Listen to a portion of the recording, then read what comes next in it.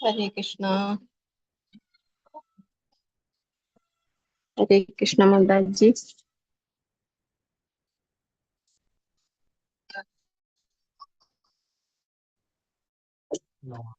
हरे कृष्णा।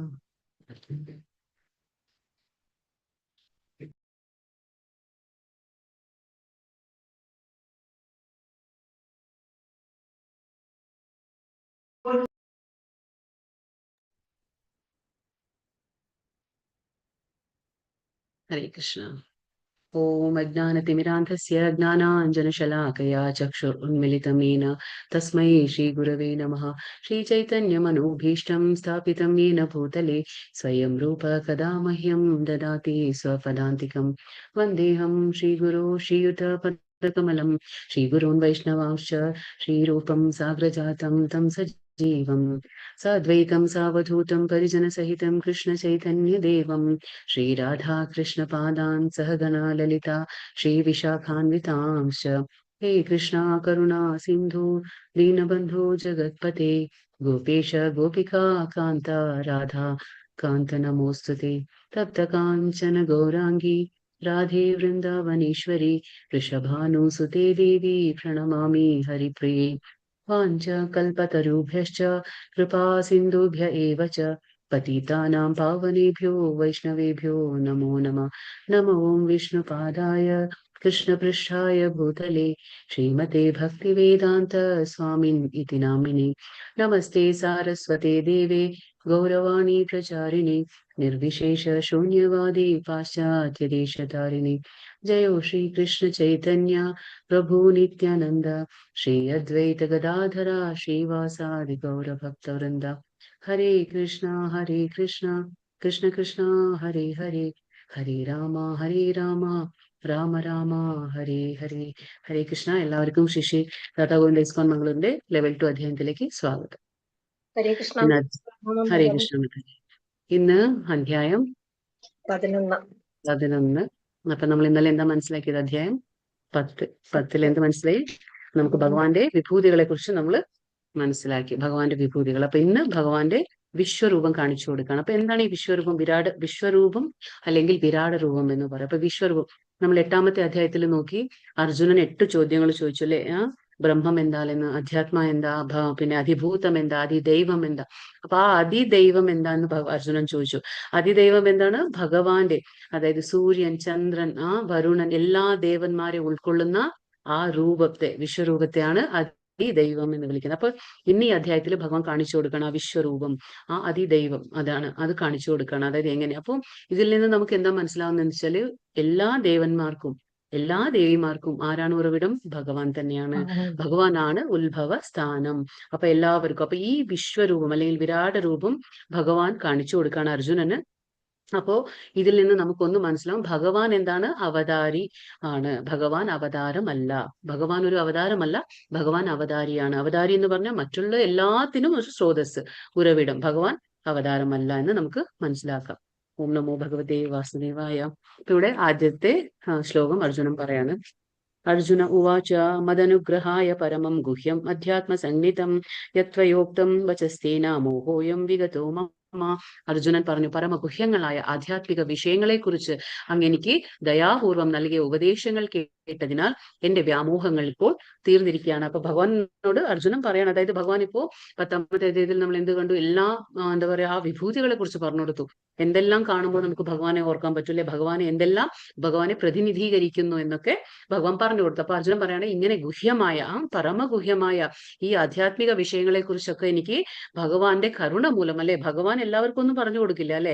ഈ കാര്യങ്ങളൊക്കെ എന്തുകൊണ്ട് അർജുനന് പറഞ്ഞു കൊടുത്തു? അർജുനൻ അസൂയാലു അല്ല, ഭഗവാന്റെ സുഹൃത്താണ്. ഭഗവാൻ അത്രയും വിശ്വാസം അർപ്പിച്ച ഒരു ഭക്തനാണ്. അതുകൊണ്ടാണ് ഭഗവാൻ ഇതൊക്കെ അർജുനന് പറഞ്ഞു കൊടുത്തത്. അപ്പൊ പറയണം ദയാപൂർവം, അതുകൊണ്ടാണ് പറയുന്നത് ദയാപൂർവം നൽകിയ ആ ഉപദേശങ്ങൾ കേട്ടതിനാൽ എന്റെ വ്യാമോഹം, അതായത് അർജുനൻ എന്തായിരുന്നു? വ്യാമോഹമായിരുന്നു അല്ലെ, മിഥ്യാഭാവം, മിഥ്യാബോധം ഉണ്ടായിരുന്നു അല്ലെ. ഇവരൊക്കെ എന്റെ ആൾക്കാര്, ഞാൻ ഇവരൊക്കെ കൊല്ലുന്നു, അപ്പൊ എനിക്ക് പാപം കിട്ടും, ഇങ്ങനെയുള്ള ആ സത്യമല്ലാത്ത കാര്യങ്ങളെ അർജുനൻ സത്യം എന്ന് ചിന്തിച്ച് തുടങ്ങിയിരുന്നു. അതാണ് മിഥ്യാഭാവം. അതുകൊണ്ട് നമ്മൾ അതിനെ വ്യാമോഹം എന്ന് പറയും.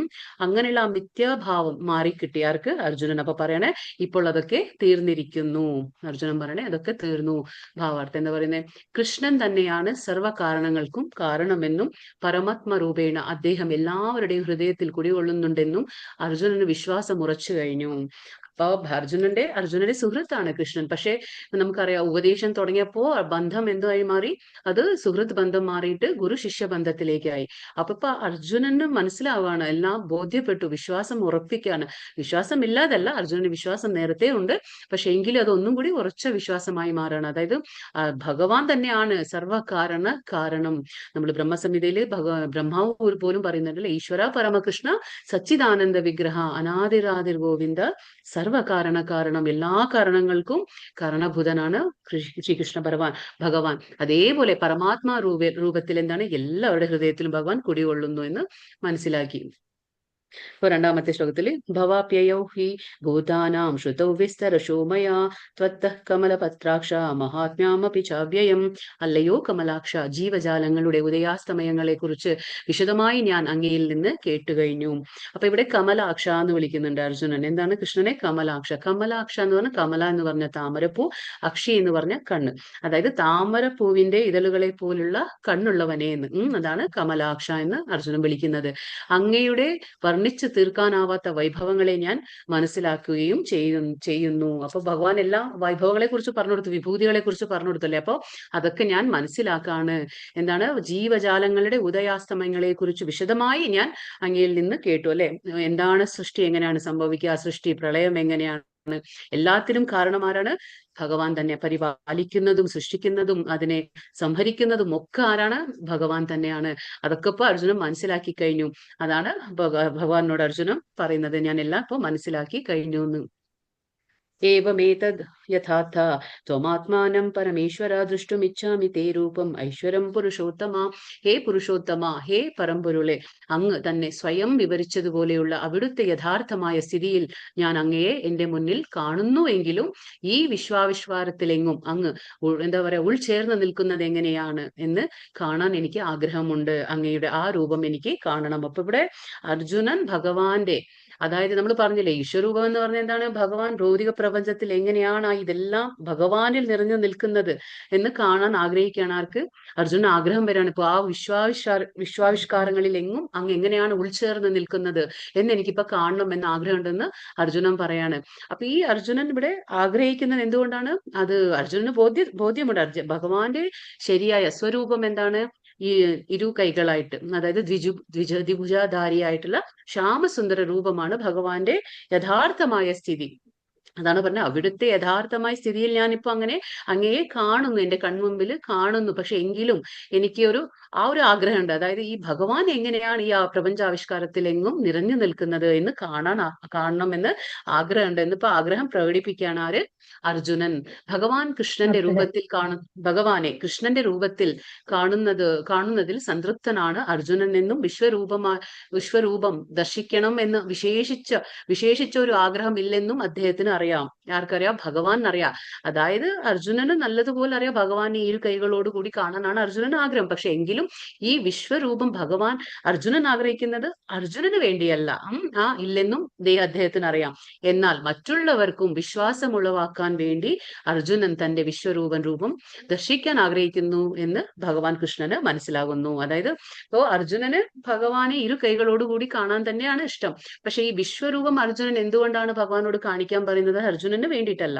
അതെന്താണ്? മറ്റുള്ള ജനങ്ങൾക്ക്, ഈ സംശയാദൃഷ്ട്യ ഭഗവാനെ കാണുന്ന ജനങ്ങൾക്ക് ആ വിശ്വാസം ഉളവാക്കാൻ വേണ്ടിയിട്ട്, സാമാന്യ ജനങ്ങൾക്ക് ഭഗവാൻ ഭൂമിയില് അവതരിക്കുമ്പോൾ, ഭഗവാന്റെ അന്തരംഗ ശക്തിയിൽ അവതരിക്കുമ്പോൾ, ആ മനുഷ്യരൂപത്തിൽ അവതരിക്കുമ്പോൾ മറ്റുള്ളവർ സാധാരണ മനുഷ്യൻ എന്ന രീതി വിചാരിക്കും അല്ലെ, ഭഗവാനെ തെറ്റിദ്ധരിക്കുകയാണ്. അപ്പൊ ആ തെറ്റിദ്ധാരണ മാറ്റി കൊടുക്കാനും ആ വിശ്വാസം ഉളവാക്കാൻ വേണ്ടിയാണ് അർജുനൻ ആവശ്യപ്പെടുന്നതെന്ന് ഭഗവാന് പോലെ ബോധ്യമുണ്ട്. കാരണം ഭഗവാന്റെ ഭക്തർ ഒരിക്കലും ഭഗവാനെ വിശ്വരൂപത്തിലല്ല കാണാൻ ആഗ്രഹിക്കുന്നത്. ഭഗവാനെ ശ്യാമസുന്ദരമായ ആ ഇരു കൈകളോട് കൂടിയ ആ രൂപത്തിൽ കാണാനാണ് എപ്പോഴും ഭഗവാന്റെ ഭക്തന്മാർ ആഗ്രഹിക്കുന്നത്. നാലാമത്തെ ശ്ലോകം. മന്യസേ യദി തച്ഛക്യം മയാ ദൃഷ്ടുമിതി പ്രഭോ യോഗേശ്വര തതോ മേ ത്വം ദർശയാത്മാനമവ്യയം.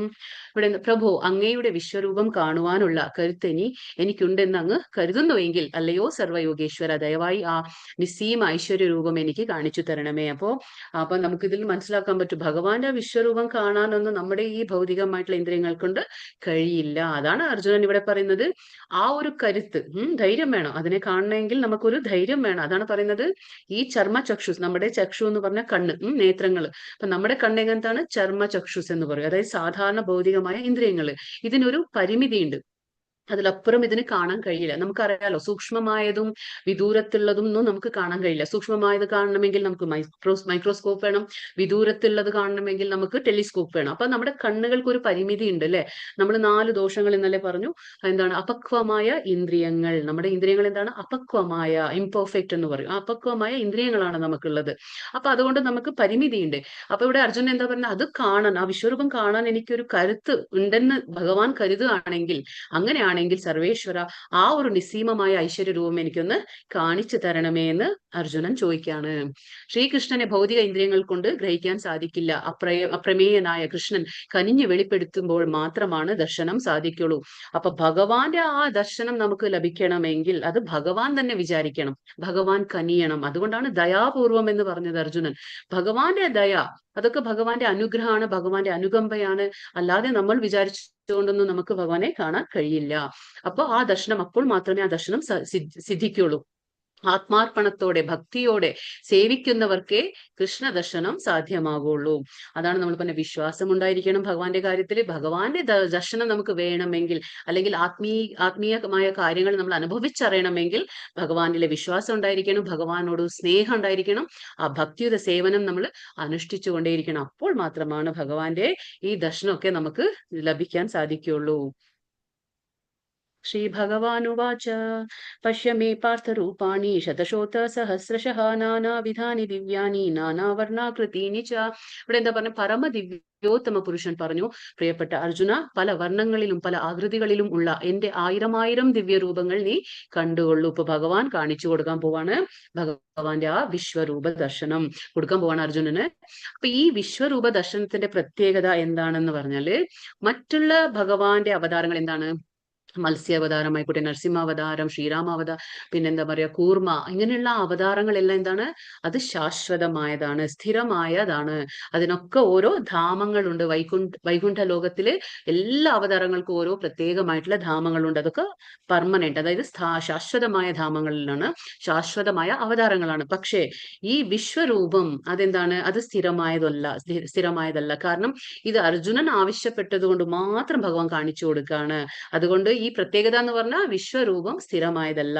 മറ്റുള്ള അവതാരങ്ങൾ ശാശ്വതമായ ധാമങ്ങളുണ്ട്, അത് ശാശ്വതമായ അവതാരങ്ങളാണ്. പക്ഷെ വിശ്വരൂപം താൽക്കാലികമാണ്. അർജുനന് വേണ്ടി മാത്രം ഭഗവാൻ കാണിച്ചു കൊടുത്തതാ.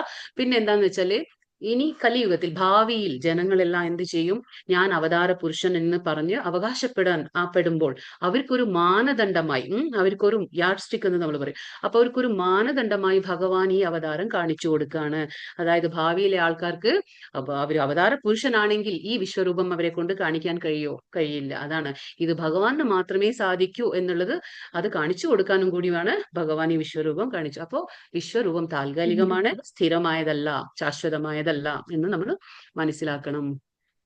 കൃഷ്ണൻ തന്റെ അത്ഭുത രൂപങ്ങൾ അർജുനന് വെളിപ്പെടുത്തുകയാണ്. അഭിജ്ഞനും ആത്മസുഹൃത്തുമായിട്ടും അർജുനന് കൃഷ്ണനെ കുറിച്ചുള്ള അറിവ് അപൂർണമായിരുന്നു. അപ്പോ അർജുനൻ എന്താണ്?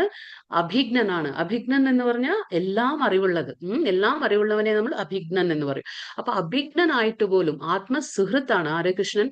കൃഷ്ണന്റെ അർജുനൻ ആത്മസുഹൃത്താണ്. അത്രയും ഇഷ്ടമാണ്, രണ്ടുപേരും തമ്മിൽ അത്രയും ഒരു സ്ട്രോങ് ആയിട്ടുള്ള ഒരു സുഹൃത്ത് ബന്ധമുണ്ട്. എങ്കിലും എന്താണ്? കൃഷ്ണനെ കുറിച്ചുള്ള അറിവ് അപൂർണമായിരുന്നു. ആർക്ക്? മറ്റുള്ളവർക്ക് അർജുനന് പോലും അറിയാത്ത പലതും ഉണ്ട്, അറിയാത്ത പല കാര്യങ്ങളും ഭഗവാന്റെ ഉണ്ട്. അതാണ് പറയുന്നത്, നമ്മൾ ഭഗവാനെ പൂർണ്ണമായും മനസ്സിലാക്കാൻ ആരെക്കൊണ്ടും കഴിയില്ല. അത് ഭഗവാന്റെ മാത്രമേ അന്തരംഗ ശക്തിയിലൂടെ ഭഗവാന് മാത്രമേ കഴിയുള്ളൂ, ബാക്കി ആർക്കും കഴിയില്ല. പക്ഷെ ഭഗവാൻ എത്രത്തോളം നമുക്ക് ഏതൊരു അളവ് വരെ നമുക്ക് ഭഗവാൻ അനുവദിക്കുന്നു, അത്ര മാത്രമേ ഓരോരുത്തർക്കും ഭഗവാനെ കുറിച്ച് മനസ്സിലാക്കാൻ കഴിയുള്ളൂ.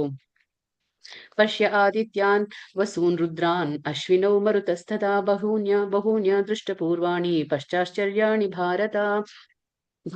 ഭാരത ശ്രേഷ്ഠ, ഇതാ ആദിത്യർ, വസുക്കൾ, രുദ്രന്മാർ, അശ്വിനി ദേവന്മാർ, മരുത്തുക്കൾ, ദേവതമാർ തുടങ്ങി ഇതിനു മുമ്പ് മറ്റാരും കണ്ടിട്ടും കേട്ടിട്ടും ഇല്ലാത്ത അത്യാശ്ചര്യങ്ങൾ പലതും ദർശിച്ചുകൊള്ളു. അപ്പൊ ഭഗവാൻ പറയാണ്, ഇപ്പൊ ഞാൻ നിനക്ക് കാണിച്ചു തരാൻ പോവാണ്.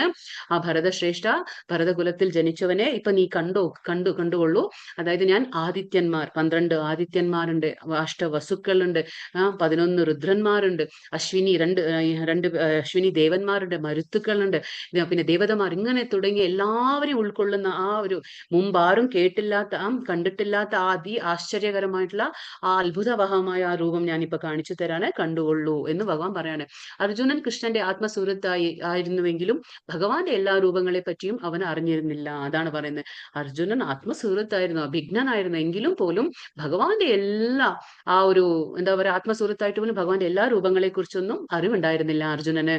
ഇപ്പോൾ കൃഷ്ണൻ അതെല്ലാം വെളിപ്പെടുത്തുന്നു. ഇപ്പോഴാണ് കൃഷ്ണൻ ഇതെല്ലാം കാണിച്ചു കൊടുക്കുന്നത്. ഇഹൈകസ്തം ജഗത്കൃത്സ്നം പശ്യാത് സചരാചരം മമ ദേഹേ ഗുഡാകേശ യച്ഛാന്യാത് ദൃഷ്ടുമിച്ഛസി. അല്ലയോ അർജുന, നീ കാണാൻ ഇച്ഛിക്കുന്നതെന്തും ഇപ്പോൾ തന്നെ എന്റെ ശരീരത്തിൽ കണ്ടുകൊള്ളൂ. നീ എന്തൊക്കെയാണോ കാണാൻ ആഗ്രഹിക്കുന്നത് അതൊക്കെ തന്നെ ഇപ്പൊ ഞാൻ എന്റെ ശരീരത്തിലൂടെ നിനക്ക് കാണിച്ചു തരാൻ പോവാണ്. നീ ഇപ്പോൾ കാണാൻ ആഗ്രഹിക്കുന്നത് മാത്രമല്ല, നീ ഇപ്പൊ എന്താണോ കാണാൻ ആഗ്രഹിക്കുന്നത്, കാരണം അർജുനൻ അറിയാത്ത പല കാര്യങ്ങളും ഉണ്ട് അല്ലെ. അർജുനൻ കാണാൻ ആഗ്രഹിക്കുന്നത് നമുക്ക് എന്താണോ മനസ്സിലാക്കാൻ ഗ്രഹിക്കാൻ കഴിയുന്നത് അത്ര മാത്രമേ അർജുനൻ ചോദിക്കുന്നുള്ളൂ. പക്ഷെ അതിലപ്പുറം ഉണ്ടല്ലേ ഭഗവാന്റെ കാര്യങ്ങൾ. അപ്പൊ ഇനി കാണാൻ ആഗ്രഹിക്കുന്നത് മാത്രമല്ല, ഇനി മേലിൽ കാണാൻ ആഗ്രഹിച്ചേക്കാവുന്നത് പോലും, ഇനി എന്താണെങ്കിലും ആഗ്രഹിക്കാൻ ഒരു ഇതുണ്ടെങ്കിലും ആഗ്രഹമുണ്ടെങ്കിൽ അതുപോലും സർവചരാചരങ്ങളും ഇവിടെ ഒത്തിണങ്ങിയിരിക്കുന്നു. എല്ലാം ഭഗവാനിൽ എങ്ങനെ ചേർന്ന് നിൽക്കുന്നു.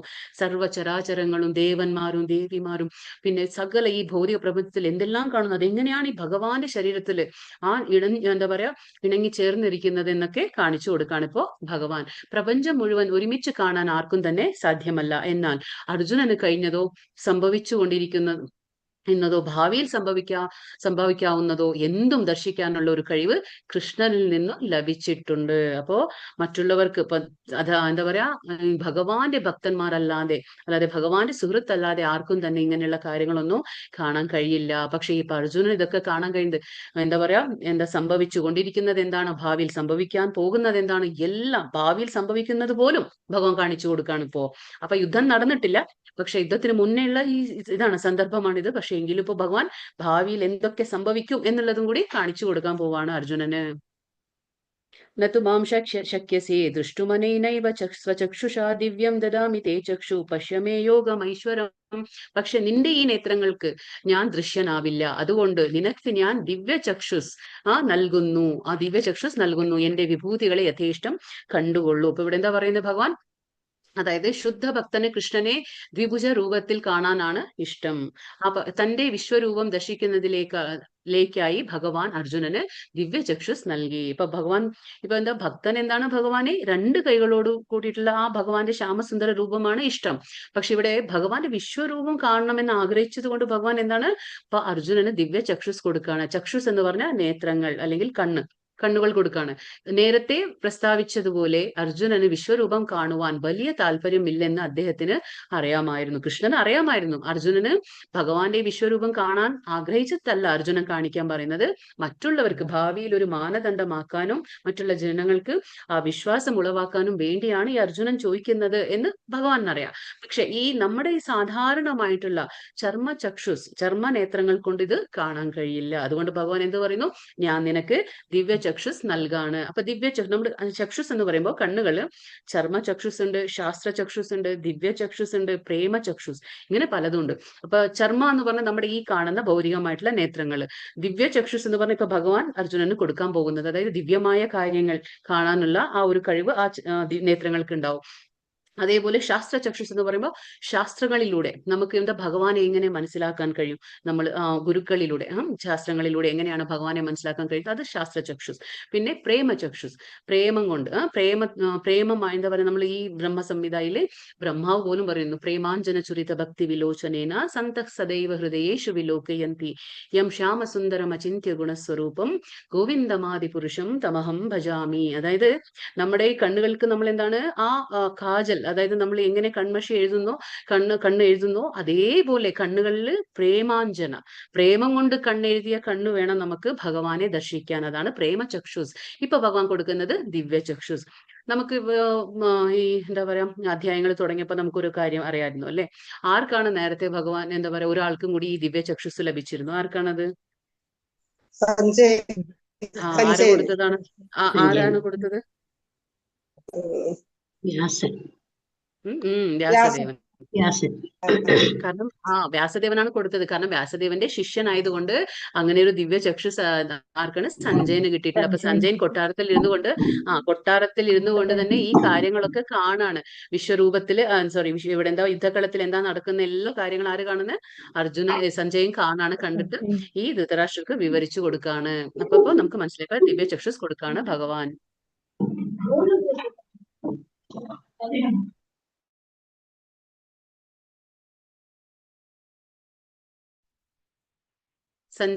സഞ്ജയ ഉവാച, ഇവിടെ സഞ്ജയൻ പറയാണ്, ഏവ മുക്വാ തതോ രാജൻ മഹായോഗേശ്വരോ ഹരിഹി ദർശയാമാസ പാർത്ഥായ പരമം രൂപം ഐശ്വരം.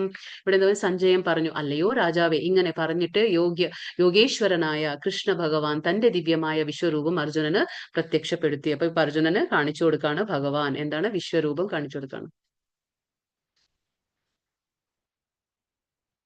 എന്താണ് വിശ്വരൂപം കാണിച്ചു കൊടുക്കാണ്. ഇപ്പോ അനേക വക്രനയനം അനേകാദ്ഭുത ദർശനം അനേക ദിവ്യാഭരണം ദിവ്യാനേകോദ്യതായുധം ദിവ്യമാല്യാംബധരം ഭരധരം ദിവ്യഗന്ധാനുലേപനം സർവാശ്ചര്യം മയം ദേവം അനന്തം വിശ്വതോമുഖം. അപ്പോ കാണിച്ചു കൊടുക്കാണ് ഭഗവാൻ ആ വിശ്വവ്യാപ്തമായ. അപ്പൊ ഈ സഞ്ജയം വർണ്ണിക്കാണ്, ധൃതരാഷ്ട്രർക്ക് പറഞ്ഞു കൊടുക്കാണ് എങ്ങനെ ഉണ്ടായിരുന്നു ആ ദിവ്യരൂപം, ഭഗവാന്റെ ആ വിശ്വരൂപം. അപ്പൊ പറയണ ആ വിശ്വവ്യാപ്തമായ, അതായത് മൊത്തം വിശ്വമെങ്ങും വ്യാപരിച്ചിരിക്കുന്ന പോലെയാണ് ആ വിശ്വവ്യാപ്തമായ രൂപത്തിൽ എണ്ണമറ്റ മുഖങ്ങളും കണ്ണുകളും എണ്ണമറ്റ അത്ഭുത ദൃശ്യങ്ങളും അർജുനൻ കണ്ടു. അപ്പോ അത് എണ്ണാൻ പറ്റുന്നില്ല നമുക്ക്. എത്ര മുഖങ്ങൾ കാണുന്നുണ്ട്, എത്ര കണ്ണുകൾ കാണുന്നുണ്ട്, എത്ര കൈകൾ, ഒന്നും എണ്ണാൻ പറ്റുന്നില്ല. ആ രീതിയിലാണ് ഇപ്പൊ അർജുനൻ കാണുന്നത്. അനേക ദിവ്യ ആഭരണങ്ങളാൽ അലങ്കൃതമായ ആ രൂപം അനേകം ദിവ്യ ആയുധങ്ങൾ ഉയർത്തിപ്പിടിച്ചിരിക്കുന്നു. അപ്പൊ നമുക്ക് പറഞ്ഞില്ലേ, എണ്ണാൻ പറ്റാത്ത കൈകളുണ്ട്. അപ്പൊ അത്രയും ഓരോ കൈകളിലും ഓരോ ആയുധം ഉയർത്തിപ്പിടിച്ചിരിക്കുകയാണ്. ആഭരണങ്ങൾ അണിഞ്ഞിരിക്കുകയാണ്. ദിവ്യങ്ങളായ പുഷ്പമാല്യങ്ങളും വസ്ത്രങ്ങളും അണിഞ്ഞിരിക്കുന്നു. അപ്പൊ ദിവ്യങ്ങളായ ആ ഗന്ധദ്രവ്യങ്ങൾ ശരീരത്തിൽ പൂശിയിരിക്കുന്നു. അത്ഭുതാവഹവും തേജോമയമോ അമേയവും സർവ്വവ്യാപ്തമായിരുന്നു ആ രൂപം. അപ്പൊ അത്രയും തേജസ് ഊർന്ന ആ രൂപങ്ങളെല്ലാം ഇപ്പൊ അർജുനൻ കാണാണ്. ഇത് ആരാണ് വിവരിച്ചു കൊടുക്കുന്നത്? സഞ്ജയൻ ധൃതരാഷ്ട്രർക്ക് പറഞ്ഞു കൊടുക്കാണ്. ഇങ്ങനെ ആ വർണ്ണന പറഞ്ഞു കൊടുക്കാണ്. കൃഷ്ണന്റെ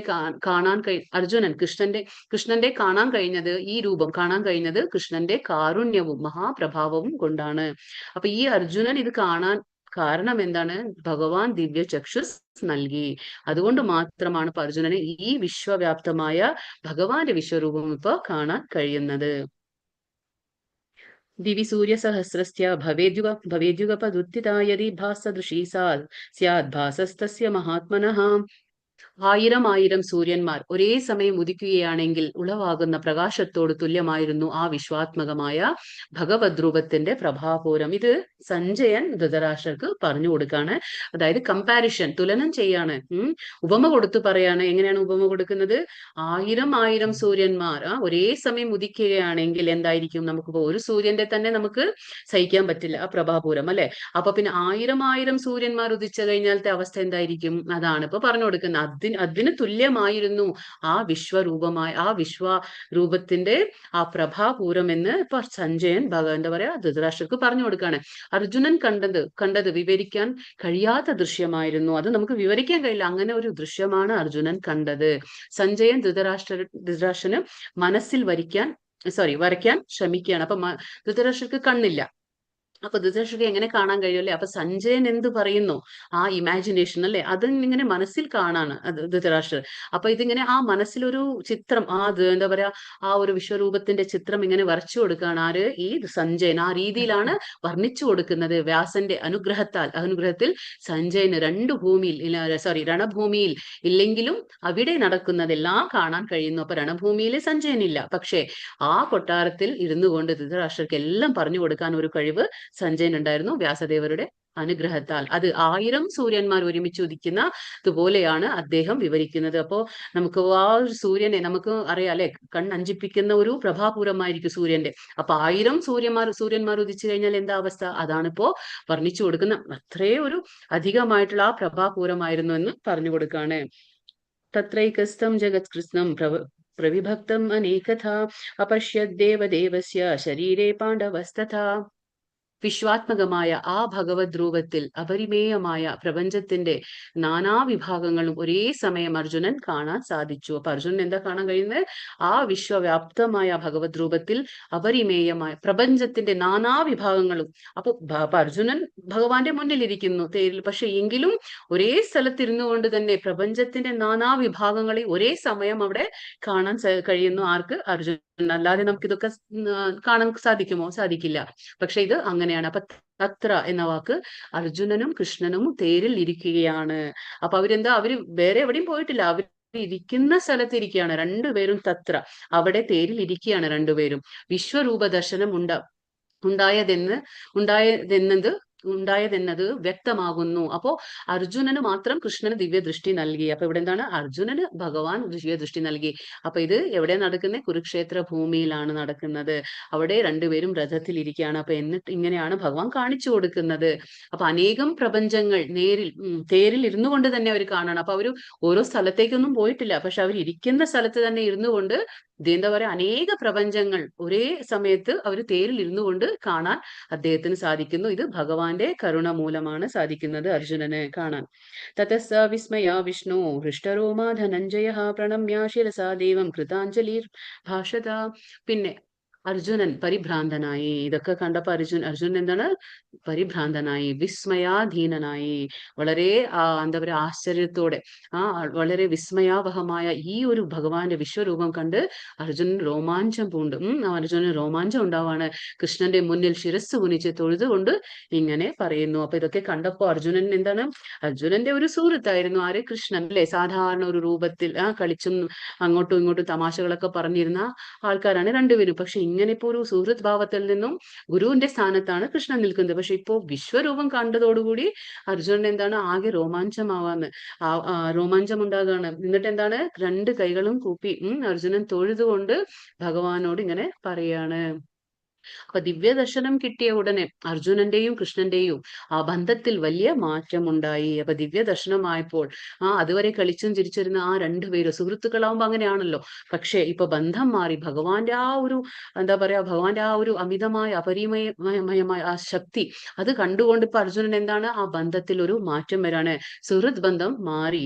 അപ്പൊ ആശ്ചര്യഭരിതനായി അർജുനൻ കൃഷ്ണനെ വാഴ്ത്തുകയും പ്രണമിക്കുകയും ചെയ്തു. അപ്പൊ ഭഗവാനെ ഇപ്പൊ എന്താണ് ചെയ്യുന്നത്, സുഹൃത്തായിരുന്നു, പക്ഷെ ഇപ്പൊ ബന്ധം മാറിയപ്പോ ആ കൃഷ്ണന്റെ യഥാർത്ഥ ഒരു ശക്തിയെ കാണുമ്പോൾ ഇപ്പൊ എന്താണ്, അർജുനൻ കൈകൂപ്പിക്കൊണ്ട് ഭഗവാനെ വാഴ്ത്തുകയും ഭഗവാനെ പ്രണമിച്ചുകൊണ്ടിരിക്കുകയാണ് ചെയ്യുന്നത്. ഇപ്പൊ അർജുനൻ പറയാണ്, അർജുന ഉവാച പശ്യാമി ദേവം സ്തവ ദേവദേഹേ സർവാംസ്തഥാ ഭൂതവിശേഷ സംഘാൻ ബ്രഹ്മാണമീശം കമലാസനസ്ഥം ഋഷീശ്ച സർവാൻ ഉരകാംശ ദിവ്യാൻ. അപ്പൊ പറയുന്നു, അർജുനൻ പറയാണ്, കൃഷ്ണ, അവിടുത്തെ ശരീരത്തിൽ സകല ദേവന്മാരെയും മറ്റു സകല ജീവജാലങ്ങളെയും ഞാൻ കാണുന്നു.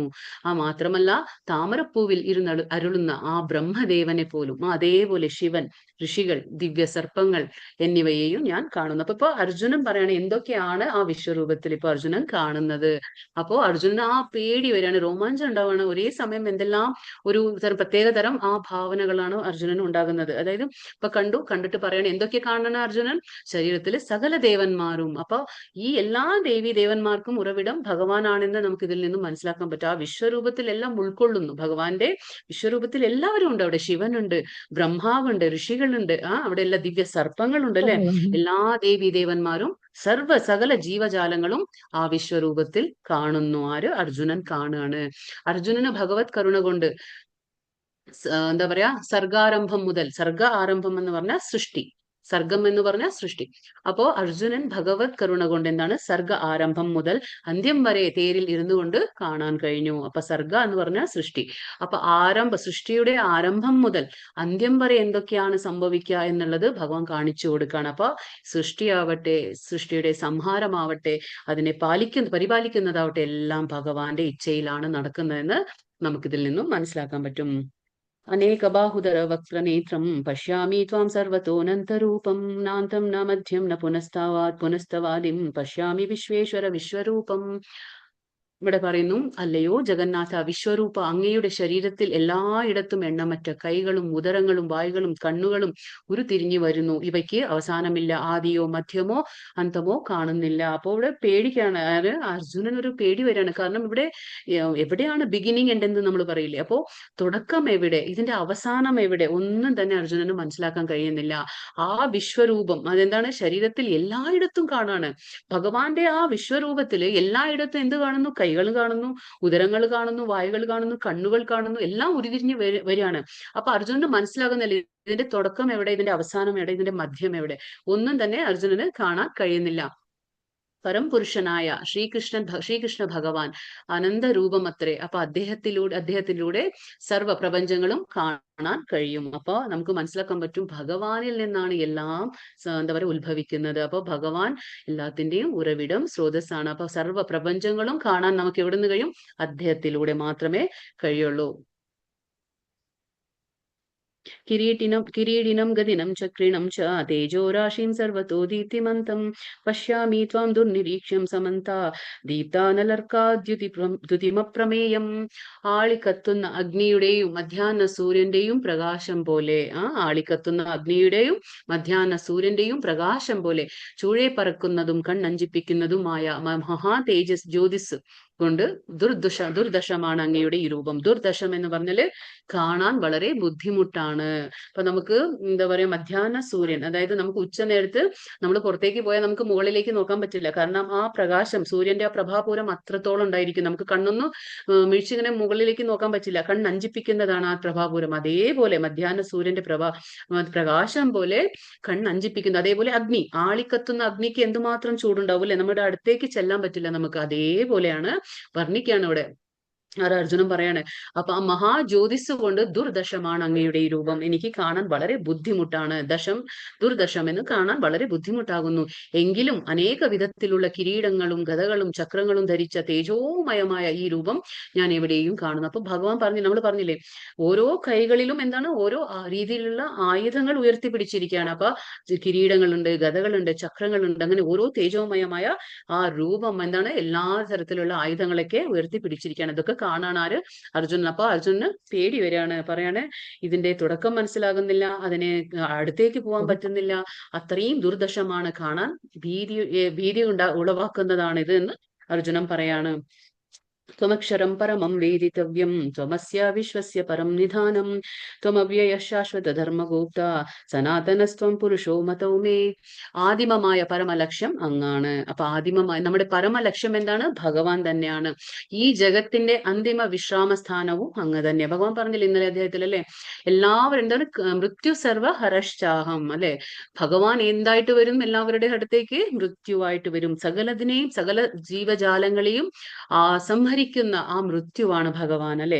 അപ്പൊ അന്തിമമായ വിശ്രാമസ്ഥാനവും ഭഗവാൻ തന്നെയാണ്. അപ്പൊ അതേപോലെ ആദിമമായ പരമലക്ഷ്യവും ഭഗവാൻ തന്നെയാണ്. അവ്യയം എന്ന് പറഞ്ഞാൽ നാശമില്ലാത്തത്, അവ്യയനും പുരാതനം എന്ന് പറഞ്ഞാൽ ഇറ്റേണൽ, ശാശ്വത ധർമ്മം.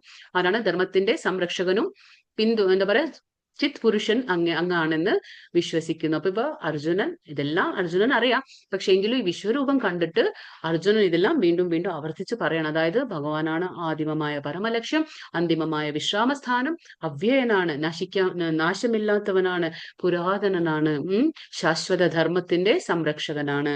അപ്പൊ ശാശ്വതമായ ധർമ്മത്തിന്റെ സംരക്ഷകൻ ആരാണ്? ഭഗവാൻ തന്നെ ആകുന്നു. അപ്പൊ എല്ലാത്തിനും ഉറവിടം ഭഗവാൻ ആകുമ്പോൾ എല്ലാത്തിന്റെയും സംരക്ഷകനും ഭഗവാൻ തന്നെയാകുന്നു. ഇതൊക്കെ ഞാനിപ്പോ വിശ്വസിക്കുന്നു എന്ന് ഭഗവാനോട് പറയാണ് അർജുനൻ. അനാദിമധ്യാന്തം അനന്തവീര്യം അനന്തബാഹും ശശിസൂര്യനേത്രം പശ്യാമി ത്വാം ദീപ്തഹുതാശവക്ത്രം സ്വതേജസാ വിശ്വമിദം തപന്തം. അവിടേക്ക് തുടക്കമോ മധ്യമോ അവസാനമോ ഒന്നുമില്ല. അമേയമാണ് അങ്ങയുടെ പ്രഭാവം. അനേകം കൈകളും സൂര്യചന്ദ്രന്മാരാകുന്ന കണ്ണുകളും അങ്ങയ്ക്കുണ്ട്. അപ്പൊ ഭഗവാന്റെ നേത്രങ്ങൾ എന്താണ്? ആ വിശ്വരൂപമായ ആ ഭഗവാന്റെ ആ രൂപത്തിലേക്കുള്ള ആ നേത്രങ്ങൾ എന്താണ്? സൂര്യനും ചന്ദ്രനും നേത്രങ്ങളെ പോലെയാണ്. അപ്പൊ അവിടത്തേക്ക് തുടക്കമോ മധ്യമോ അവസാനം ഒന്നും തന്നെ ഇല്ല. അമേയമായ അങ്ങയുടെ ആ പ്രഭാവം, അനേകം കൈകളും, അമേയം എന്ന് പറഞ്ഞാൽ തേജോമയമായിട്ടുള്ളത്, അങ്ങനെ ആ തേജോമയമായിട്ടുള്ള അങ്ങയുടെ ആ പ്രഭാവം, അനേക കൈകളുണ്ട്. അതിൽ സൂര്യൻ ചന്ദ്രന്മാർ അങ്ങയുടെ കണ്ണുകളാകുന്നു. വായിൽ നിന്ന് തീ പാളുന്നു. അങ്ങയുടെ തേജസ് തേജസ്സാൽ ലോകമെമ്പാടും ജ്വലിക്കുന്നതായും ഞാൻ കാണുന്നുണ്ട്. അപ്പൊ ഭഗവാന്റെ വായിൽ നിന്ന് ആ തീ പാളുന്നു. ഭഗവാന്റെ ആ തേജസ്, ഭഗവാന്റെ ആ ഒരു ശരീരത്തിൽ നിന്ന് വരുന്ന ആ തേജസ് മൂലം എന്താണ്?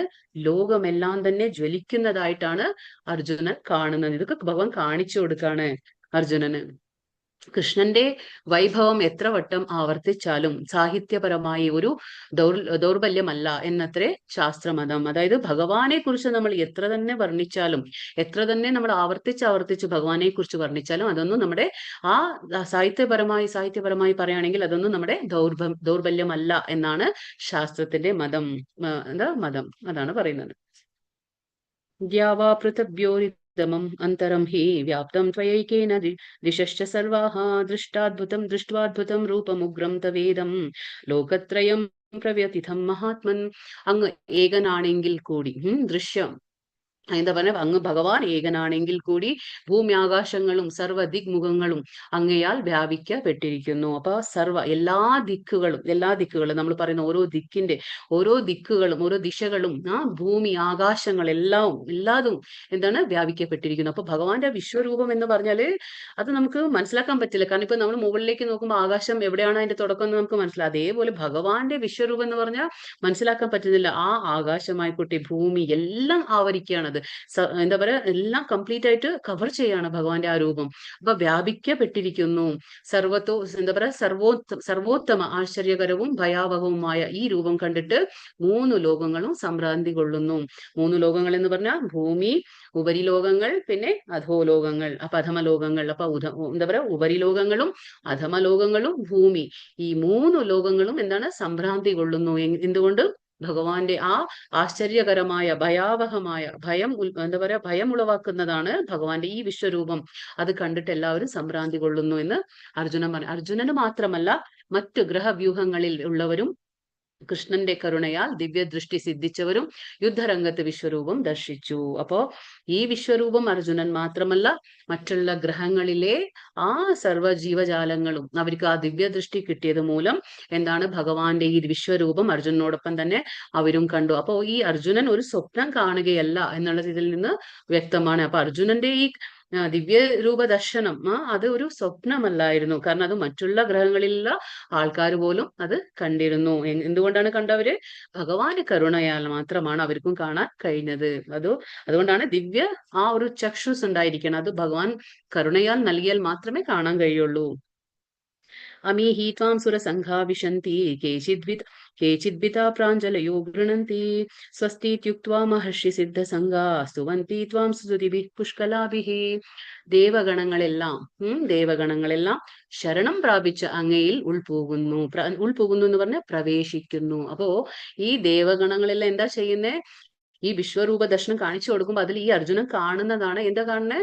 എല്ലാവരും ശരണം പ്രാപിച്ച്, ആരെയാണ് ശരണം പ്രാപിക്കുന്നത്? ഭഗവാനെ ശരണം പ്രാപിച്ച് ഉൾപോകുന്നു. എല്ലാവരും പ്രവേശിക്കുകയാണ്, ഭഗവാനിലേക്ക് പ്രവേശിക്കുകയാണ്. അവരിൽ ചിലർ വല്ലാതെ ഭയപ്പെട്ട് ആ ദേവഗണങ്ങൾ ചിലരൊക്കെ എന്താണ് ഭയപ്പെട്ട് ആ കൂപ്പുകൈകളോടെ പ്രാർത്ഥിക്കുന്നു. അവർക്ക് പേടിയാവാണ്, ഭഗവാന്റെ വിശ്വരൂപം കണ്ടിട്ട് പേടിയാവാണ്. അത് ഭഗവാൻ കാണിച്ചു കൊടുക്കുന്നതാണ് അർജുനന്. അപ്പൊ ആ ദേവഗണങ്ങളെല്ലാം കൈ കൂപ്പിക്കൊണ്ട് പ്രാർത്ഥിച്ചുകൊണ്ടാണ് ഭഗവാന്റെ വായുടെ ഉള്ളിലേക്ക് ഇങ്ങനെ കടന്നു പോവുകയാണ് അവരൊക്കെ. മഹർഷിമാരും സിദ്ധരും ലോകത്തിന് എല്ലാവിധ ശാന്തിയും ഭവിക്കട്ടെ എന്ന് നേർന്നുകൊണ്ട് അങ്ങയെ വൈദിക സൂക്തങ്ങളാൽ സ്തുതിക്കുന്നു. അപ്പൊ അവർ പോകുമ്പോ എന്താ ചെയ്യുന്നത്? അവർ ആ പേടിയുണ്ട്, അവർക്ക് ഭയം തോന്നുന്നു, പക്ഷെ എങ്കിലും അവരെല്ലാം കൈ കൂപ്പിക്കൊണ്ട് പ്രാർത്ഥിക്കുകയാണ്. എന്താണ് പ്രാർത്ഥിക്കുന്നത്? ലോകത്തിന് എല്ലാവിധ ശാന്തിയും ഭവിക്കട്ടെ. ഭഗവാന്റെ ആ വായുടെ ഉള്ളിലേക്ക് പോകുമ്പോഴും മഹർഷിമാരായിക്കോട്ടെ സിദ്ധന്മാരും എല്ലാവരും എന്താണ് ആ ഭഗവാന്റെ വായുടെ ഉള്ളിലേക്ക് പോകുമ്പോൾ എല്ലാ ലോകത്തിനും എന്താ പറയാ എല്ലാ രീതിയിലുള്ള ശാന്തി ലഭിക്കട്ടെ എന്ന് പ്രാർത്ഥിച്ചുകൊണ്ട് നേർന്നുകൊണ്ട് ആ വൈദിക സൂക്തങ്ങളെല്ലാം സ്തുതിച്ചുകൊണ്ട്, ഭഗവാനെ നമ്മളെപ്പോഴും സ്തുതിക്കുന്നത് അതുകൊണ്ടാണ് അല്ലെ. ഭഗവാന്റെ അചിന്ത്യമായ രൂപത്തെ ആർക്കും തന്നെ മനസ്സിലാക്കാൻ കഴിയില്ല. അങ്ങനെ സ്തുതിച്ചുകൊണ്ട് അവരെല്ലാം പോവാണ്, ഭഗവാന്റെ വായുടെ ഉള്ളിലേക്ക് പോവാണ്.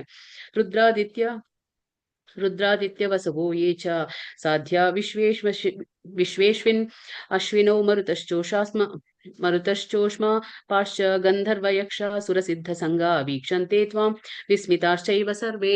ഇവിടെ എന്താണ്? പരമശിവന്റെ വിവിധ ആവിർഭാവങ്ങളും കൂടാതെ ആദിത്യന്മാർ. അപ്പൊ പരമശിവന്റെ ആവിർഭാവങ്ങൾ എന്ന് പറഞ്ഞ പരമശിവന് ഒരുപാട് ആവിർഭാവങ്ങളുണ്ട് അല്ലെ. നടരാജ രൂപത്തില്, ദക്ഷിണാമൂർത്തിയായിട്ട്, അങ്ങനെ പല ആവിർഭാവം, കാലഭൈരവനായിട്ട്, അങ്ങനെ പല പല ആവിർഭാവങ്ങളുണ്ട് ഭഗവാൻ ശിവന്റെ എന്നവര് പരമശിവന്റെ. അപ്പൊ ശിവന്റെ വിവിധ ആവിർഭാവങ്ങളും കൂടാതെ ആദിത്യന്മാർ, വസുക്കൾ, നമ്മൾ പറഞ്ഞു ആദിത്യന്മാർ 11, വസുക്കൾ അഷ്ടവസുക്കൾ, സാധ്യർ വിശ്വദേവന്മാർ, അശ്വിനി ദേവതകൾ, മരുത്തുക്കൾ, പിതൃക്കൾ, ഇതൊക്കെ സൃഷ്ടിച്ചതാരാണ്? ഭഗവാൻ തന്നെയാണ്.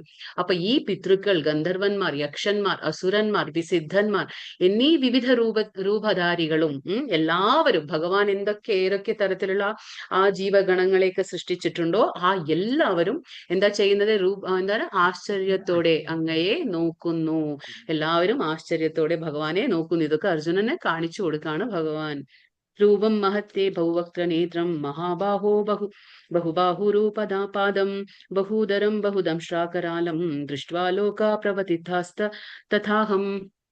മഹാബാഹോ, എല്ലാ ഗ്രഹങ്ങളും അവയിൽ വാഴുന്നവരും ഭയാകുലമാണ്. അപ്പൊ ഭഗവാൻ എത്രയെല്ലാം സൃഷ്ടിച്ചിട്ടുണ്ടോ, എന്തെല്ലാം ഗ്രഹങ്ങൾ സൃഷ്ടിച്ചിട്ടുണ്ടോ, ഓരോ ഗ്രഹത്തിലുള്ള ജീവജാലങ്ങളും, ഓരോ ഗ്രഹത്തിലും പ്രത്യേക രീതിയിലുള്ള ജീവജാലങ്ങളുണ്ട്, ഒരേപോലെയല്ല. ഇപ്പൊ നമ്മൾ പറഞ്ഞു എന്താ പറയാ, സൂര്യദേവന് പേരുണ്ട്, വിവസ്വാൻ അല്ലെ. സൂര്യദേവൻ ഒരു ഗ്രഹമുണ്ട്. അപ്പൊ ആ ഗ്രഹത്തിൽ വസിക്കുന്ന ആൾക്കാരുണ്ട്. അതെങ്ങനെ? ഓരോ ഗ്രഹത്തിലും ഓരോ രീതിയിലുള്ള ജീവജാലങ്ങളുണ്ട്.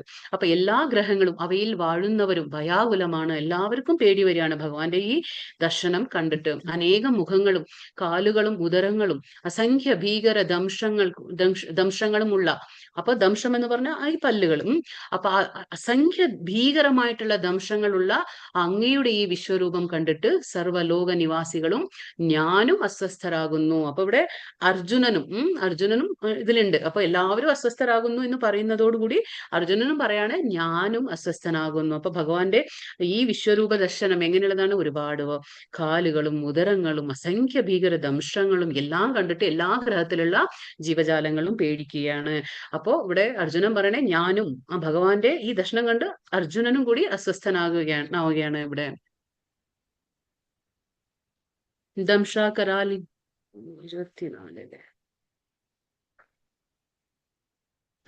24 നഭസ്പൃശം. ഓക്കെ, നഭസ്പൃശം ദീപ്ത അല്ല, ഇതേതോ വേദയാണോ? കറക്റ്റ്. ഓക്കെ. നഭസ്പൃശം ദീപ്തം അനേകവർണം വ്യാത്താനനം ദീപ്ത വിശാലനേത്രം ദൃഷ്ട്വാ ഹി ത്വാം പ്രവ്യഥിത അന്തരാത്മാ ധൃതിം ന വിന്ദാമി ശമം ച വിഷ്ണു. അല്ലയോ സർവവ്യാപിയായ വിഷ്ണു, ആകാശം മുട്ടുന്ന അങ്ങനെ അനേക എന്താ പറയാ, വികിരണ വർണ്ണജാലങ്ങളോടുകൂടിയും പിളർന്ന വായോടുകൂടിയും തിളങ്ങുന്ന ഈ വലിയ കണ്ണുകളോടുകൂടിയും കണ്ടിട്ട് എന്റെ മനസ്സ് ഭയം കൊണ്ട് അസ്വസ്ഥമാകുന്നു. അപ്പൊ ഇവിടെ അർജുനൻ പറയണേ, അപ്പൊ എല്ലാവരും പേടിക്കുന്നു, അതിന്റെ കൂടെ തന്നെ അർജുനനും അസ്വസ്ഥനാകുന്നു. കാരണം ഈ ഭഗവാന്റെ ഈ എന്താ പറയാ വിശ്വരൂപം അത്രയും ഭയാനകമായിട്ടുള്ള വിശ്വരൂപമായിരുന്നു. തിളങ്ങുന്ന വലിയ കണ്ണുകളോടുകൂടി ഭഗവാന്റെ ആ കണ്ണ് അത്രയും വലിയൊരു കണ്ണാണ്. തിളങ്ങുന്ന ആ വലിയ കണ്ണുകളോടുകൂടി കണ്ടിട്ട് അർജുനന്റെ മനസ്സുപോലും ഭയം കൊണ്ട് അസ്വസ്ഥമാകുന്നു. എനിക്ക് എന്റെ എന്താ പറയാ സ്ഥൈര്യത്തെയോ, അത് തെറ്റാണ് അവിടെ. എനിക്ക് എന്റെ സ്ഥൈര്യത്തെയോ മനസ്സിന്റെ സന്തുലനത്തെയോ നിലനിർത്താൻ കഴിയുന്നില്ല. അപ്പൊ ഭഗവാന്റെ ഒരു അർജുനൻ പറയുന്ന സ്ഥൈര്യം എന്ന് പറഞ്ഞാൽ ആ ദൃഢത. അപ്പൊ ആ ദൃഢമായി നിൽക്കാൻ കഴിയുന്നില്ല അർജുനന്. കാരണം എനിക്ക് എന്റെ സ്ഥൈര്യത്തെയോ മനസ്സിന്റെ സന്തുലനത്തെയോ നിലനിർത്താൻ കഴിയില്ല. അപ്പൊ സന്തുലനമായിട്ടുള്ള ആ ഭാവത്തിൽ അവന് നിൽക്കാൻ കഴിയില്ല. കാരണം ഇതൊക്കെ കാണുമ്പോൾ അസ്വസ്ഥനാകാണ് ആര്? അർജുനൻ. മറ്റുള്ള ഗ്രഹങ്ങളിലെ ജീവജാലങ്ങളെ പോലെ അർജുനൻ പോലും ഭയാനകമായിട്ടുള്ള ഈ ദൃശ്യം കണ്ടിട്ട് ഭയം കൊണ്ട് അസ്വസ്ഥനാകാണ്. അപ്പൊ ആ സമതുലനാവസ്ഥ അത് നഷ്ടപ്പെടാണ്. അവന്റെ മനസ്സിന്റെ ആ സന്തുലനാവസ്ഥ നഷ്ടപ്പെടുകയാണ് ആരുടെ? അർജുനന്റെ. അപ്പോ ആ സ്ഥൈര്യം ഇല്ലാതെ ആവുകയാണ് അർജുനന്റെ. ദംശാകരാലാനി ചതമേ മുഖാനി ദൃഷ്ടൈവ കാലാനല സന്നിഭാനീം ദിശോ ന ജാനേ ന ലഭേ ച ശർമ്മ പ്രസീദ ദേവേശ ജഗന്നിവാസ. ലോകനാഥനായ ദേവദേവ പ്രസാദിക്കണേ. അപ്പൊ പ്രസീദ എന്ന് പറയുമ്പോൾ പ്രസാദിക്കണേ, എന്നിലെ കരുണ ഉണ്ടാകണേ എന്ന് പറയാണ്. പാളുന്ന കാലാഗ്നി ജ്വാലകളെ പോലിരിക്കുന്ന ദംശാകാരങ്ങളായ അങ്ങയുടെ ആ മുഖങ്ങൾ കണ്ടിട്ട് എനിക്ക് സമനില തെറ്റുന്നു. ഭീകഭ്രമം അനുഭവപ്പെടുന്നു. ദിഗ്ഭ്രമം അനുഭവപ്പെടുന്നു. അപ്പോ അർജുനൻ പറയണേ, അങ്ങയുടെ ആ പാളുന്ന കാലാഗ്നി ജ്വാലങ്ങളെ പോലിരിക്കുന്ന ദംശങ്ങൾ. ഇപ്പോ ഭഗവാന്റെ ദംശങ്ങൾ എന്ന് പറഞ്ഞ ഇപ്പൊ ഈ വിശ്വരൂപ ദംശമാണ്. അപ്പൊ സാധാരണ ദംശങ്ങളെ പോലെയല്ല, അത് വളരെയധികം ഭീകരമായിട്ടുള്ള ദംശങ്ങളാണ് ഭഗവാൻ കാണിച്ചു കൊടുക്കുന്നത്. അപ്പൊ ആ ദംശങ്ങൾ കണ്ടിട്ട് എനിക്ക് എന്താ സംഭവിക്കുന്നത്? എനിക്ക് ദിഗ്ഭ്രമം ഉണ്ടാവും. ഹരേ കൃഷ്ണ, എന്താണ് പറഞ്ഞു എന്തേലും? അപ്പൊ ഇവിടെ അർജുനൻ പറയണേ ദിഗ്ഭ്രമം ഉണ്ടാകുന്നതാണ്, എനിക്ക് അർജുനന് ദിഗ്ഭ്രമം ഉണ്ടാകുന്നതാണ്. അപ്പൊ ഇവിടെ പറയാണ്, അപ്പൊ ഈ മുഖങ്ങൾ കണ്ടിട്ട് എനിക്ക് സമനില തെറ്റുന്നു, ദിഗ്ഭ്രമം അനുഭവപ്പെടുന്നു. അപ്പൊ ഇവിടെ ഭഗവാന്റെ ആ ദംശങ്ങൾക്കിടയിൽ ഇവിടെ എന്താണ്? ഇപ്പൊ ഭഗവാന്റെ രൂപം മാറാണ്. അതായത് ഭഗവാന്റെ ഇനി അടുത്ത ശ്ലോകത്തില് ഭഗവാന്റെ രൂപം മാറാൻ പോവാണ്. അപ്പൊ ആ ശ്ലോകത്തിൽ നിന്ന് നമുക്ക് മനസ്സിലാക്കാൻ പറ്റും എന്താണ് ഇപ്പൊ സംഭവിക്കാൻ പോകുന്നത്. ഇപ്പൊ നോക്കാം, ഈ ഇതില് ഭഗവാന്റെ രൂപം മാറാൻ പോവുകയാണ്. अमीच्वा त्वां धृतराष्ट्रपुत्राः सर्वे सहैवाव नेपालसङ्घैः भीष्मो द्रोणसूतपुत्रस्तथासौ सहास्मादीयैरपि योधमुखैः वक्त्राणि ते त्वरमाणा विशन्ति दंशाकरालानि भयानकानि केचिद्विलग्नात् अशनान्तरेषु सन्दृश्यन्ते चूर्णितैरुत्तमाङ्गैः. ഇവിടെ എന്താ പറയുന്നത്? ഭഗവാന്റെ രൂപത്തിൽ ഇപ്പോ ഒരു മാറ്റം വരികയാണ്. ധൃതരാഷ്ട്രപുത്രന്മാരെല്ലാവരും അവരെ സഹായിക്കുന്ന രാജാക്കന്മാരും ഭീഷ്മ, ദ്രോണർ, കർണൻ എന്നിവരും നമ്മുടെ യോദ്ധാക്കളിൽ പ്രമുഖന്മാരെല്ലാരും അങ്ങയുടെ ഭീകരങ്ങളായ വായ്ക്കുള്ളിലേക്ക് അതിവേഗത്തിൽ കടന്നു പോവുകയാണ്. ആ ദംശങ്ങൾക്കിടയിൽപ്പെട്ട് ചിലരുടെ ശിരസ്സുകൾ ചതഞ്ഞറിയുന്നു. അപ്പോ ഇവിടെ ഭഗവാന്റെ രൂപത്തിന് ഒരു മാറ്റം വരികയാണ്. അതായത് ആ ഭീകരമായ രൂപമായിരുന്നു.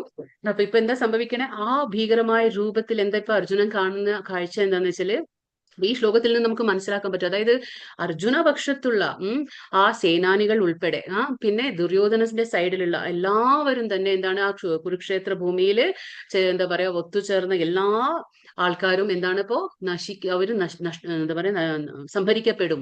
പക്ഷെ അർജുനൻ അവിടെ വിജയം കൈവരികയാണ് എന്നുള്ളത് ഭഗവാൻ കാണിച്ചു കൊടുക്കണം. അതായത് പാണ്ഡവരുടെ സൈഡിലുള്ള എല്ലാ പ്രമുഖന്മാരും അതേപോലെ ദുര്യോധനനെ സഹായിക്കുന്ന എല്ലാവരും മൊത്തത്തിൽ എന്താണ് ഭഗവാന്റെ വായുടെ ഉള്ളിലേക്ക് പോവാണ്.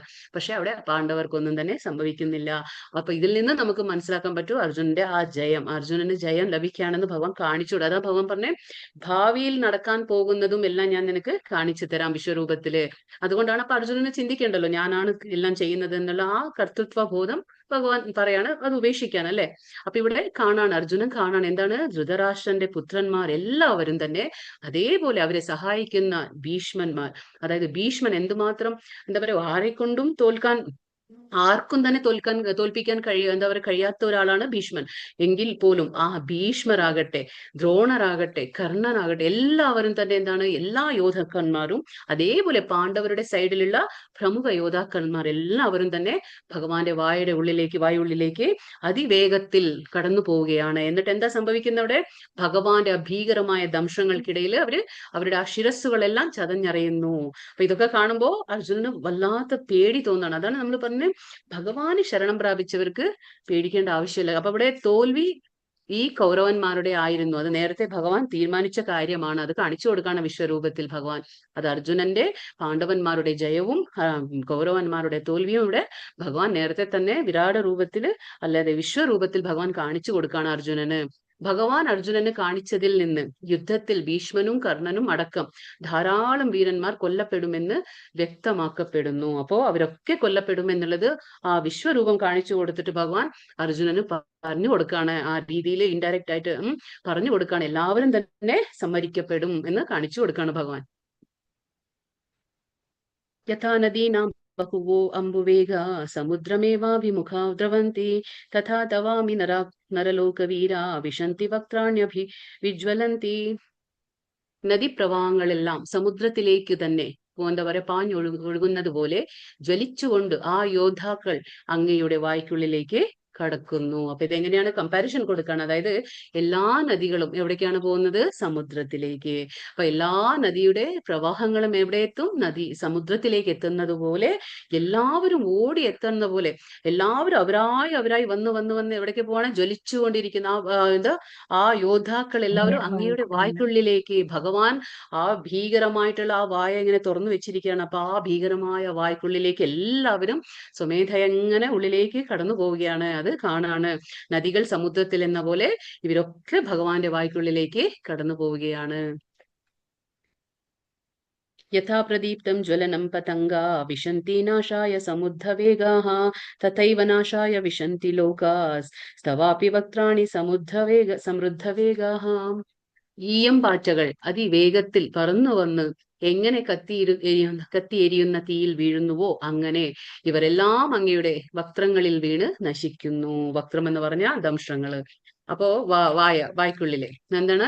ഇപ്പൊ ഈയം പാറ്റ എങ്ങനെയാണ്? അതിന് വെളിച്ചത്തിലോട് ഒരു അട്രാക്ഷൻ ഉണ്ടായിരിക്കും, ആകർഷണം മൂലം. അതപ്പോ എന്താ പറയാ, ആ തീ കത്തുമ്പോ ആ വെളിച്ചത്തിൽ ഒരു ആകർഷിതമായി അത് എന്താണ് ആകർഷിക്കപ്പെട്ട് എന്താണ് ഈയം പാറ്റ തനിയെ പോയി ആ തീയിലേക്ക് വീഴും അല്ലെ. അതേപോലെ ഇവിടെ പറയാണ്, ഇപ്പൊ ഭഗവാൻ ആ ദംശങ്ങൾ ആ വലിയൊരു ഭീകരമായ വായ എങ്ങനെ തുറന്നു വെക്കുമ്പോൾ എല്ലാവരും ഈയാമ്പാറ്റ എങ്ങനെ തീയിലേക്ക് ചെന്ന് എന്താ പറയാ കത്തിക്കരിയുന്നു, അതേപോലെ ഈ എന്താ പറയാ എല്ലാ യോദ്ധാക്കളും അവിടെ എന്താ പറയാ കുരുക്ഷേത്ര ഭൂമിയിലെ എന്താ പറയാ നിൽക്കുന്ന എല്ലാ യോദ്ധാക്കളും പാണ്ഡവരുടെ സൈന്യത്തിലുള്ള പ്രമുഖന്മാരും അതേപോലെ ധൃതരാഷ്ട്രപുത്രന്മാരും ഭീഷ്മനും ദ്രോണരും എല്ലാവരും കർണനും എല്ലാവരും എങ്ങനെയാണ് ഈയാമ്പാറ്റ തീയിലേക്ക് പോകുന്ന പോലെ ഭഗവാന്റെ ആ വായ്ക്കുള്ളിലേക്ക് എല്ലാവരും അതിവേഗത്തിൽ കടന്നു പോവുകയാണ്. അവരുടെയൊക്കെ നാശം സംഭവിക്കുകയാണ് എന്ന് പറയാണ് ഇവിടെ. ഓക്കെ, അപ്പൊ നമുക്ക് ഇവിടെ നിർത്താം. അടുത്ത നാളെ നോക്കാം. ഹരേ കൃഷ്ണ കൃഷ്ണ കൃഷ്ണ ഹരേ ഹരേ ഹരേ രാമ രാമ രാമ ഹരേ ഹരേ വാഞ്ചകൽപതരുഭ്യശ്ച കൃപാ സിന്ധുഭ്യേവ ച പതിതാനാം പാവനേഭ്യോ വൈഷ്ണവേഭ്യോ നമോ നമഃ. അനന്തകോടി വൈഷ്ണവ കീ ജയ. ശ്രീല പ്രഭുപാദ് കീ ജയ്. ഹരേ കൃഷ്ണ. ക്വസ്റ്റ്യൻസ് അധികം ഉണ്ടാവാൻ വഴിയില്ല അല്ലെ? 2 3 ഉണ്ടാവില്ല. 4 ക്വസ്റ്റ്യൻ ഉള്ളൂ അല്ലെ? 3 ക്വസ്റ്റ്യൻ. ഏതാണ് ക്വസ്റ്റ്യൻ? എല്ലാ അവതാരങ്ങളുടെയും ഉറവിടം ആരാണ്? ഭഗവാൻ തന്നെയാണ്. ഭഗവാന്റെ പ്രത്യേകത എന്താണ്? ഭഗവാന്റെ വിശ്വരൂപം ശാശ്വതമല്ല, താൽക്കാലികമാണ്. മറ്റുള്ള അവതാരങ്ങളെല്ലാം ശാശ്വതമാണ്. മറ്റുള്ള അവതാരങ്ങളെല്ലാം ശാശ്വതമാണ്. അതിനെല്ലാം ഓരോ ധാമങ്ങളുണ്ട്. പിന്നെ